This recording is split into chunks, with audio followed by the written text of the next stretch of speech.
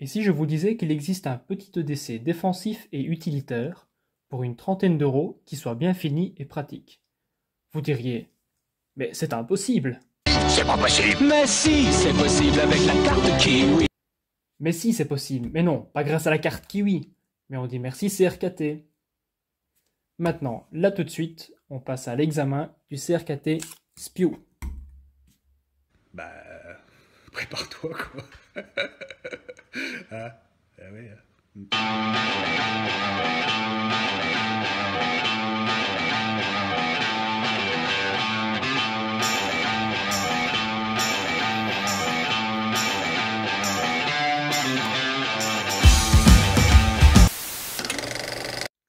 SPIU est l'acronyme de Small Pocket Everyday Wharncliffe et a été imaginé par Alan Foltz. Il fait donc partie de la même gamme que les fameux minimalistes dont voici quelques exemplaires en vrai. Et oui, j'en ai déjà quelques-uns. Alors, le SPIU possède également un petit frère sorti récemment, le Spec, qui a une forme de lame cleaver, donc de hachoir à viande. Si ce modèle vous intéresse, il existe une présentation complète sur la chaîne Le Goût des Lames. Passons sans plus tarder aux spécifications de ce petit surin de poche. Donc, ce SPIU a une forme de lame Wharncliffe, avec une construction plate semelle. Pour l'acier, on a du 5 CR15 MOV, une longueur de lame de 7,5 cm, pour une longueur de tranchant de 7 cm, une épaisseur de 2 mm, avec une largeur au début de la lame de 2,4 cm. Les moutures est creuse ou concave, comme on veut, et la finition est une finition satin microbié. La poignée est en G10, mesure 8,2 cm de long, pour à peu près 8 mm d'épaisseur. La longueur totale est de 15,1 cm et le couteau pèse seulement 50 grammes. Concernant l'étui du SPIU. Désolé, mais sinon il me fait toujours marrer. Donc l'étui est en plastique, de bonne facture en général. La rétention est suffisante pour le porter manche vers le bas en toute sécurité. Bon, après tout, il a été pensé comme couteau de cou, donc c'est un peu logique. Donc l'étui est fort similaire avec les autres modèles de la gamme, avec les autres minimalistes. L'étui de base est fourni avec un petit passant de ceinture, large de 4 cm, qu'on peut porter un petit peu comme on veut sur l'étui, donc en oblique, en horizontal, en vertical, peu importe. On a le choix. CRKT nous offre également gracieusement quelques centimètres de paracorde, avec ce genre d'autobloquant. Donc ce petit bidule là est censé vous éviter de vous étrangler si jamais la corde devait se prendre dans une branche, ou si un kidam voulait voir combien de temps vous mettez à tomber dans les vapes si vous êtes privé d'oxygène. Personnellement, pour porter mon SPIU, moi j'ai opté pour un ulticlip. Ça convenait un peu mieux à mes besoins et je trouvais que c'était plus pratique. Ça me permet de l'accrocher à l'intérieur d'une poche de sac à dos ou à l'intérieur de mon pantalon. C'est bien pratique parce qu'avec ce clip, pas besoin de ceinture pour garder son couteau sur soi. On pourra donc l'accrocher à un short de sport ou même à son slip si on veut pousser le délire à fond. Comme vous l'aurez sans doute remarqué, il est optimisé pour être porté discrètement. Il est très fin, pèse vraiment une plume, et si je le mets dans ma main comme ça, on ne le voit plus. Donc pour ceux qui doivent souvent ouvrir des petites choses avec précision et qui ne peuvent pas se permettre d'avoir quelque chose de plus imposant, ce couteau fera parfaitement l'affaire. Voilà. Sauf si vous préférez les pliants, alors là, prenez un pliant quoi. Contrairement à la plupart des autres minimalistes, celui-là serait très bon également en situation de défense. Bon, comme ultime recours.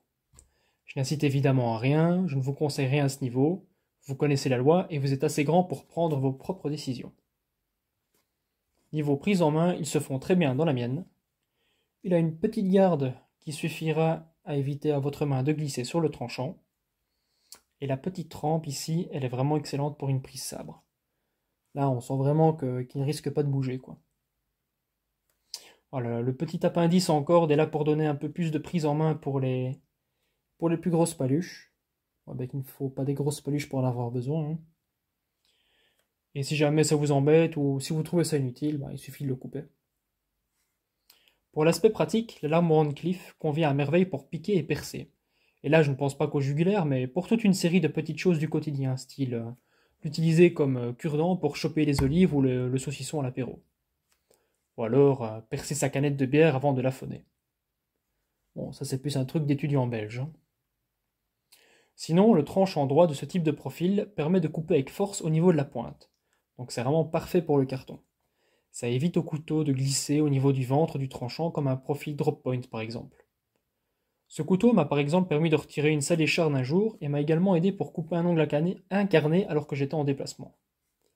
Tout ça grâce à sa fine pointe qui est vraiment géniale pour les petits travaux de précision.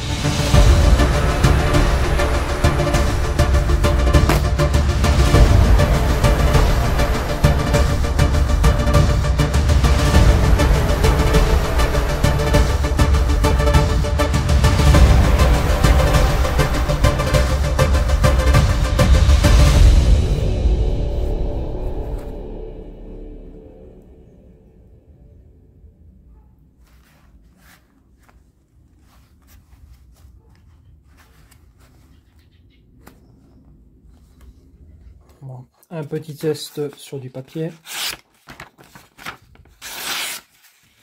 Voilà. Pour du 5CR très émauvais, comme quoi ça sert vraiment à rien d'avoir du M390. Donc ce que je disais pour le carton, donc avec la pointe et le profil droit comme ça évite au carton de s'échapper avec la courbure de la lame. Et ça permet de couper vraiment en force jusqu'au bout. Voilà. J'ai fait une sale marque dans mon petit rondin là. Pour la construction et la qualité d'assemblage, difficile de faire mieux pour le prix, tant au niveau du couteau que de l'étui. À part éventuellement l'ajustage des plaquettes ici en bas, et encore on le sent à peine et ça ne gêne pas, franchement il est irréprochable. Bon, en sortie de boîte, il faudra un petit peu l'aiguiser quand même, mais voilà, cette forme de lame est très facile à affûter. Et voilà, ce n'était pas non plus un couteau à beurre, rien de rédhibitoire à ce niveau-là. Et au final, je le trouve vraiment beau.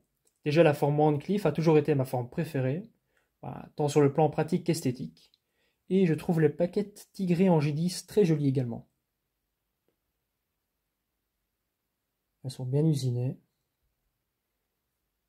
Pas de défaut. Voilà, c'est un petit couteau élégant qui devrait également plaire à la jante féminine.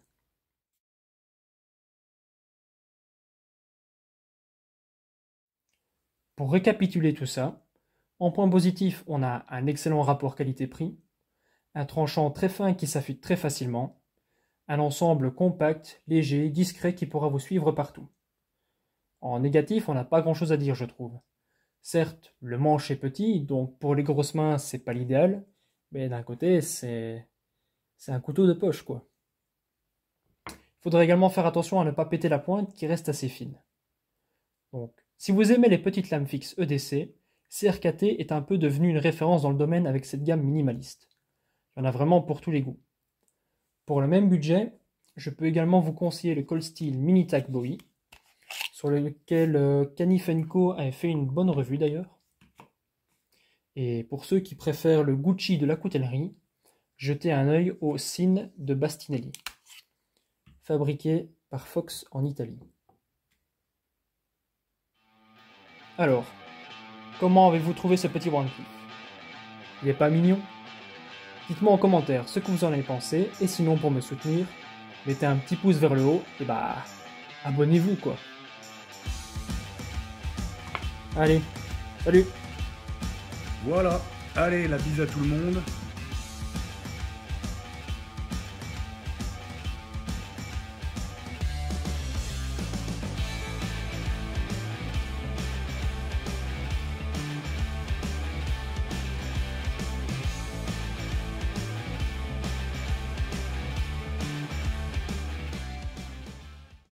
vous mettez tous les deux en mini-jupe, ouh, et puis on va te trouver du travail, tu verras, avec mes amis, on trouvera du travail.